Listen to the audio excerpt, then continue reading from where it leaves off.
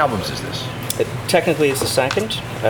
We do have a short EP of remixes that we just put out. We're going to be putting out another one as well in the next 30 days or so. But yeah, it's just 2 full-length records. And how have things been going with this particular record? It's kind of interesting. In terms of the digital sales are very strong. Physical sales have dropped right off. Our first record, we sold over 1,000 units without really playing. A little bit of radio support, as you know, but which is pretty substantial for an indie act that really didn't have any major support outside of their own, general area. Sure. The subsequent one, while we've get a lot of attention, a little bit of radio play, and a little bit of digital distribution sales, the physical sales of the CD have dropped right off. Sure. Which is a clear indication of Well, I tell you something. On the weekend, I was in London, and I went down Oxford Street on a Saturday night, and before 8 o'clock, the flagship HMV store was closed on Oxford Street on a Saturday night because nobody was going in to buy CDs. I went up to Notting Hill to the Rough Trade record store.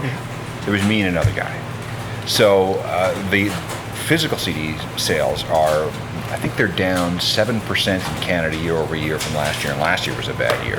We're going to continue to see physical sales plummet. There's just no other way around it. Digital is definitely the way to go. Although, aren't you kind of sad to see things like the artwork and the booklets and the liner notes and the idea of being able to hold something in your hands? It's like we come from a time that we had that. We had LPs and the gatefold, so you could sit there, put the record on, listen to it for 40 minutes or however long it was running for, and go through your liner notes and really absorb the artwork.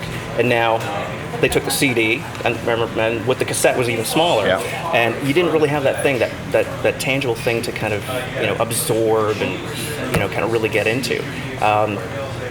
I think we have the opportunity to do that again because we're not also limited by something as small as this. You're limited by the size of your screen or how big you want to make your PDF.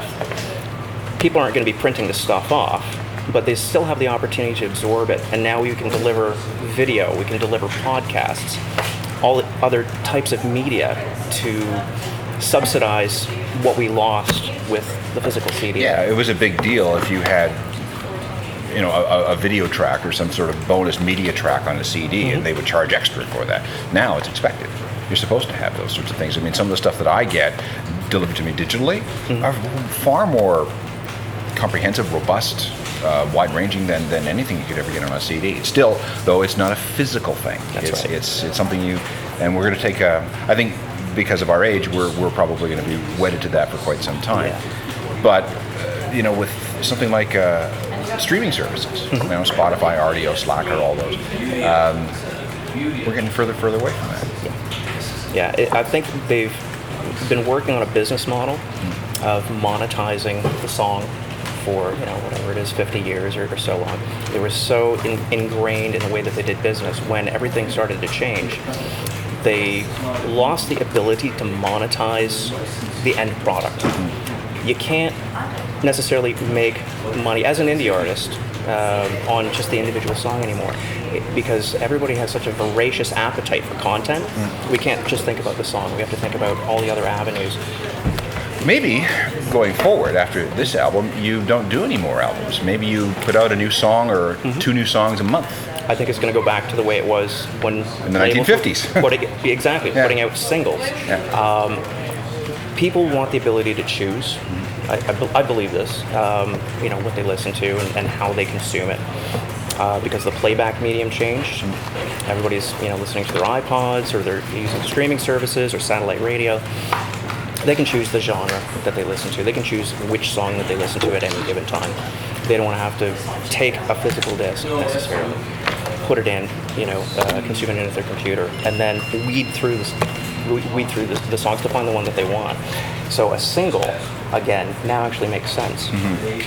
That's what we're finding within the publishing industry with books is that it used to be that you could release a new novel, once every 2 years and milk it.